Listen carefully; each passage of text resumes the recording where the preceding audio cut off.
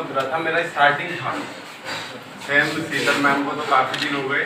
जब एक teacher teaching field में उतरता है ना, उसके अंदर दो बातें चल रही होती है कि मुझे बच्चे एक्सेप्ट करेंगे या नहीं करेंगे। और जब मैं उतरा था बेटा, एक तो मेरी आवाज़ देख लो तू, फटे बात जैसी, ठीक है। दूसरा बेटा, मैं अब तो फिर भी फॉर्मल कपड़े पहनने लगा। मैं शायद जीन्स और टी शर्ट के साथ उतरा था। तो मुझे जब पहले बैच में शीतल मैम मिली थी आपकी, तो मुझे लगा हाँ मैं कुछ कर सकता हूँ, क्योंकि बच्चे इंटेलिजेंट थे, स्टूडेंट कुछ करते। और जब एक टीचर पढ़ाने उतरता है ना, उसके मन में बहुत सारी कसमकस चलती रहती है। क्यों? टीचर की सबसे बड़ी समस्या क्या है? अगर वो किसी से प्यार से बात करेगा तो बच्चे मन में बताओ उससे बड़े मिल के बात कर रहे हैं। किसी से बात नहीं करेगा, चार बच्चे के आगे इसमें तो टसन आ गई, किसी से बात ही नहीं करता। दूसरा, घर वालों का प्रेशर। एक ऐसी स्टेज होती है, घर वाले नौकरी कर ले, शादी कर ले, क्या कर रहा है, तरक्की नहीं हो रही, बहुत प्रेशर होता है बेटा इस फील्ड में। आपको लगता है टीचर बनना बहुत आसान है, एक अपने आप से भी लड़ना होता है और एक फैमिली से भी लड़ना होता है, कई काम करने होते हैं। मैं पहली बार जब एयरपोर्ट से रिजाइन देकर आया तो यहाँ लोगों ने बात बनानी चालू करी कि वो नहीं छोड़ के आया, ये नहीं करके आया, वो नहीं करके आया। लेकिन 4-5 बच्चे थे जिन्हें भरोसा, उनमें शीतल भी थी। बस इनके भरोसे की वजह से बेटा मैं आगे बढ़ता रहा और मैं यहाँ तक पहुँच गया हूँ। हालांकि मैं इतना बड़ा टीचर हूँ नहीं, लेकिन शीतल मैम, मैं छोटा सा बेटा यही पढ़ाता हूँ मवाने में। हालांकि मेरठ भी पढ़ा है मैंने, दिल्ली भी पढ़ा है, लेकिन जो मैं स्टैब्लिश हूँ फिलहाल मवाने में ही हूँ। अब मैं कल मेरा कोचिंग का लास्ट डे था, मतलब मैंने कोचिंग पढ़ाना मवाने में कर दिया है। कंपटीशन मैंने पिछले साल पढ़ाना बंद कर दिया था, लेकिन कल एकेडमिक्स पढ़ा रहा था मैं, फिजिक्स जानते हो क्या होती है? तो कल मैंने वो भी पढ़ानी क्या कर दी। बस अब मैं कोचिंग से जो जुड़ा हुआ हूँ, बस शीतल मैम के सहारे ही जुड़ा हुआ हूँ, जो मैं आके आपकी शिकल देख लेता हूँ। नहीं तो मवाने में बच्चे बहुत, टीचर बहुत, ना आपको टीचर की कमी है ना ही हमें स्टूडेंट्स की कमी है। ठीक, तो बेटा कमी तो कोई है नहीं। दूसरा, पढ़ना तो बड़े मन से पढ़ना है, टाइम टेबल फॉलो नहीं करना, क्योंकि टाइम टेबल कभी फॉलो होता ही नहीं। आपने लास्ट पेज पर हर साल बनाया होगा, डेली सोचते होंगे, अगले दिन फाड़ देते होंगे। क्यों? पढ़ने बैठते होंगे, दोस्त की फोन आ जाते होगी, हाँ चल रहा, कहते होंगे पढ़ रहा, हाँ तू ही बनेगा अंग्रेज। हाँ जी। दूसरा, किताब खोल के बैठे हो, दोस्त की फोन है, उसने कहा पढ़ रहा है, बेटा बताओ पढ़ रहा हूँ, उसे मोटिवेशन मिलेगी। लेकिन आप बताते नहीं हो, आप क्या कहते हो, बस अभी किताब खोल ली थी 2 सेकंड। आपको ये डर है कहीं आपका दोस्त सरकारी ना बन जाए। कितने घनिष्ठ मित्र हो, लेकिन चाहता यह है पहले कौन बनूं सरकारी या कौन सक्सेस लूं। ऐसे काम नहीं चल रहा। चाहो दोस्त अगर आपका सक्सेस होगा तो आपको बहुत फायदा मिलेगा। अब जैसे ये दोनों हैं, मुझे पहले बहुत इफेक्ट पड़ता था, कोचिंग में कोई बच्चा कुछ भी बात कहता मैं थोड़ा सा तिलमिला जाता था, तो मुझे इन भैया ने सपोर्ट करा है कि ऐसे नहीं, मोरल सपोर्ट नहीं बेटा, मोरल सपोर्ट तो दुनिया में कोई भी देता है, हम तेरे साथ है कर दो। इन्होंने फाइनेंशियली सपोर्ट करा, सब कुछ करा, मुझे समझाने में, गुस्सा शांत करने में सर का बहुत बड़ा रोल, और सम्मान देने में शीतल मैम ने पूरा वो करा। तो बेटा टाइम टेबल की बजाय क्या बनाओ, सम्मान तो हम देंगे, टारगेट टेबल। टारगेट टेबल जानते हो क्या होता है? लक्ष्य। तो बता दें, रात को कॉपी पे लिखो कि मुझे अगले दिन ये टॉपिक पढ़ने हैं और नेक्स्ट डे कवर करने हैं, चाहे किसी भी टाइम करो। और टारगेट में चाहे एक क्वेश्चन लिखो और अगले दिन उसे अचीव करो। जब वो अचीव कर लोगे ना, मन को एक बहुत अच्छी खुशी से मिल रही कि हमने जो बनाया था अचीव कर लिया।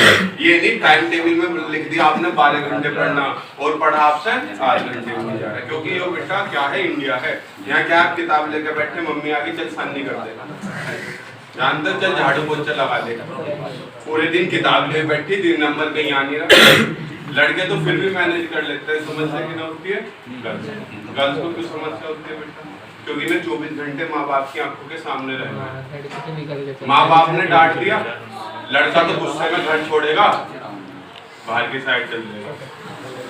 लेकिन लड़कियां घर वालों से लड़के भी घर में एक कमरे में बंद होकर बस रोएंगी तो। तो बेटा 2 ही तरीके इस चीज से निकलने के, क्या है? Government job success. आप कहते हो माँ बाप सपोर्ट नहीं करते, सुना है? एक्टर बनना, डायरेक्टर बनना, सिंगर बनना, हमें टीचर बनना, पर माँ बाप सपोर्ट नहीं करते। माँ बाप सपोर्ट कब करेंगे बेटा? जब उन्हें कुछ करके दिखा दोगे। नहीं तो माँ बाप आपके लिए अच्छा सोच रहे हैं आपसे ज्यादा। कोई माँ बाप नहीं चाहता, एक बाप ही ऐसा आदमी है जो ये चाहता है कि हमारा बेटा हमसे ज्यादा सक्सेस हो। बेटा है बेटी, सगा भाई भी नहीं चाहता, क्योंकि सगे भाई को भी पता अगर मुझसे ऊपर पहुंच गए हो तो मेरी वैल्यू कम हो जाएगी। केवल बाप ही ऐसा व्यक्ति है जो ये चाहता है। तो बेटा उनकी थोड़ी सुनो, मानो, अपने सपनों को फॉलो करो और उन्हें दिखाओ कुछ कि हाँ तुम कर सकते हो, तभी वे क्या करेंगे, आपको फॉलो करेंगे, बढ़ाएंगे। ठीक, बाकी बेटा मैम है जो बताएंगे सही बताएंगे।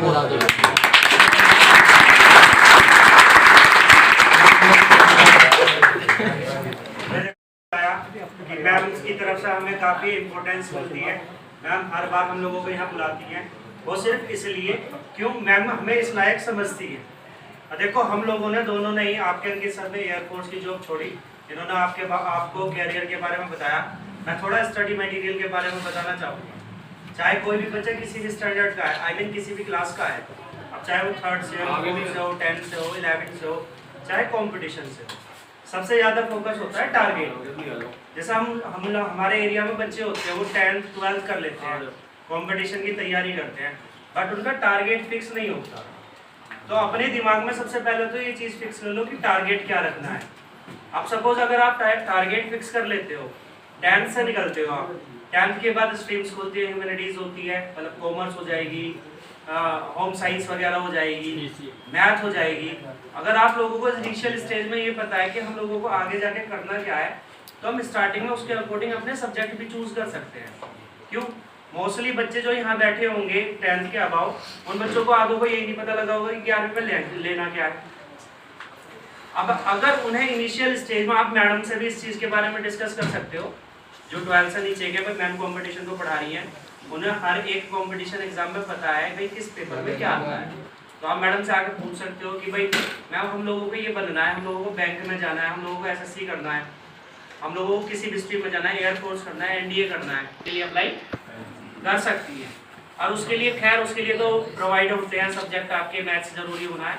बट अगर आपको अगर किसी फील्ड में जाना है तो जो 10th से नीचे हैं या 12th से नीचे हैं उन्हें स्टार्टिंग से ही सोचना पड़ेगा। क्यों? अगर आप आफ्टर 12th जाकर ये चीज़ें सोचना शुरू करोगे, मुझे इस चीज़ की तैयारी करनी है, उस चीज़ की, तो बहुत देर हो चुकी होगी। क्योंकि आफ्टर 12th अगर आप लोग जिस फील्ड में जाना चाहते हैं और आपका वो सब्जेक्ट स्ट्रॉन्ग नहीं है तो आप उस फील्ड में आगे की तरफ बढ़ नहीं सकते। एक तो टाइम बहुत ज़्यादा लगेगा, मेहनत बहुत ज़्यादा लगेगी। तो स्टार्टिंग से इस चीज़ को सोचना शुरू कर दें। अब तो YouTube है, इंटरनेट है। हम लोगों के टाइम पे, आप लोगों की मैडम के टाइम पे तो कुछ चीज़ें ऐसी होती नहीं थी। भाई किसी टीचर से डिस्कस कर लिया, बड़े भाई बहन से डिस्कस कर लिया तो पता लग गया हाँ भाई इस फील्ड में जा सकते हैं। अब मान लो आपको एयरफोर्स में जाना है, आपको पुलिस की नौकरी ही करनी है, आप डायरेक्ट YouTube पे जाएं, उसके बारे में डायरेक्टली डालें कि भाई UPSI एग्ज़ाम, डिटेल्स, सिलेबस, किस तरह से फॉर्म निकलते हैं, क्वालिफिकेशन क्या है, सब चीज़ें वहाँ पर अवेलेबल हो जाती हैं। तो भाई देखो मैं तो यही कहना चाहूँगा, जैसे अंकित सर ने आप लोगों से कहा कि भाई गवर्नमेंट जॉब एक परमानेंट सॉल्यूशन है। हालांकि प्राइवेट जॉब में भी कोई वो नहीं है दिक्कत, सही है, प्रिपरेशन हम लोग करते रहते हैं। अगर हम लोगों के हाथ में कम से कम गवर्नमेंट जॉब नहीं आ रही तो कम से कम इतना पढ़ लेते हैं गवर्नमेंट जॉब्स के अंदर कि हम लोग प्राइवेट में भी अच्छी खासी इनकम करने लायक हो जाते हैं।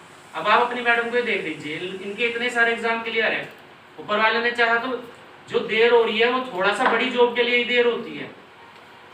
अब आपके जैसे अंकित सर है, इन्होंने एयरफोर्स छोड़ दी, तो इन्हें सभी ने, मैं इनका सीनियर रहा हूँ कॉलेज टाइम में, कि भाई तुमने क्यों छोड़ दी ये और वो। इनका एक ही कहना होता था, अरे हर्ष एयरफोर्स से भी बड़ी जॉब लेंगे। मेरा नाम हर्ष है, मतलब हम लोग फ्रेंड्स हैं तो आपस में नेमिंग वगैरह कर लेते हैं।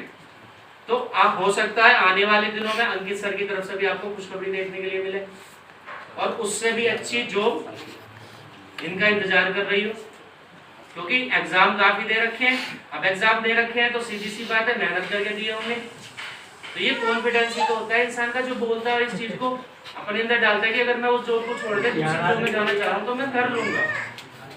तो भाई देखो इसी तरह का कॉन्फिडेंस बिल्डअप करें और अपनी मैडम से सारी चीजें डिस्कस करें आगे फ्यूचर में जो भी करना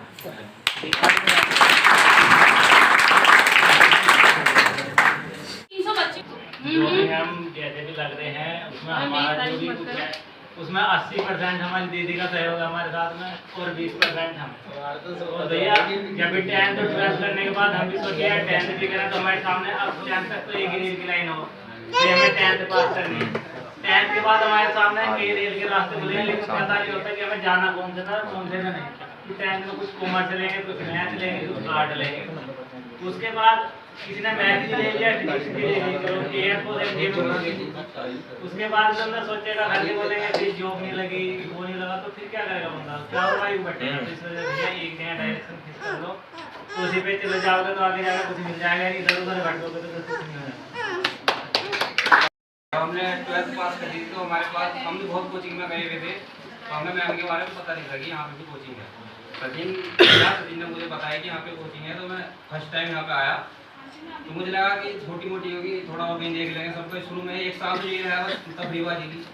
हमने 1 साल में कोचिंग करी तो मुझे समझना बढ़िया तरीके से आ गया।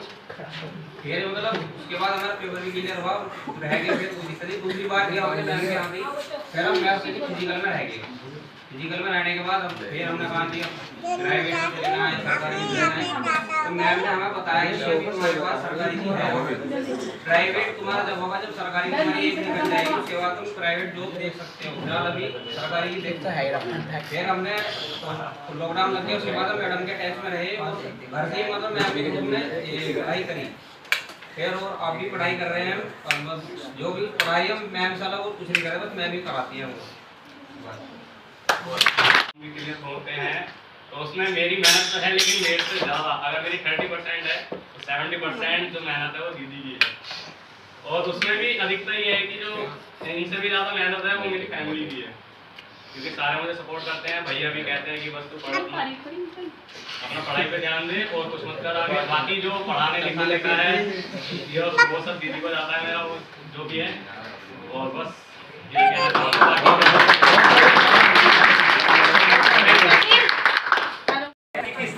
पढ़ना किसी मतलब ये भी नहीं है कि आप सभी को हमेशा पढ़ना ही पढ़ना, तो मतलब हर समय मतलब हर चीज़ का क्या होना चाहिए, शेड्यूल होना चाहिए।